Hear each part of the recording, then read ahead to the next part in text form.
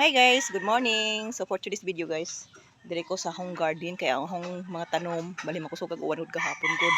Kung baga na nga ubos imbes ming kapit na siya sa kahoy, ming ubos siya kay tungod sa uwan.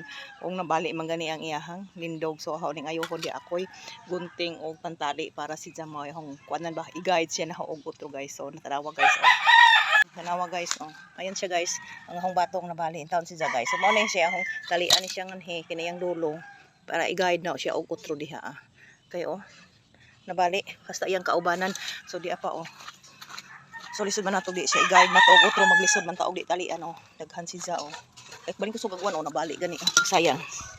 May mabuhi pang ta ni siya nabali sa kusog kay uwan gabi eh. So ako ni siyang talian ni guide. So daghan mo okay ni siya o maayo na siya kay wa ma kuan so padung na ngadto. So magkuan ta ko guys.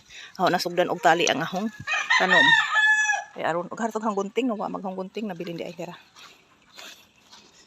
So talian ako ni siya guys. Oh, kapit na siya kayo. Oh. Ay gani siya kay wa siya maunsa sa kuwan. Oh, guys, nindot siya kaayo. Pag tanaw nato na mayon na siya puhon. Na oh, man siya batong to pas unahan guys oh.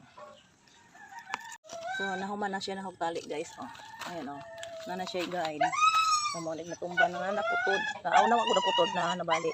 So ako na siya gaira na siya oh. So hangtod diri ah.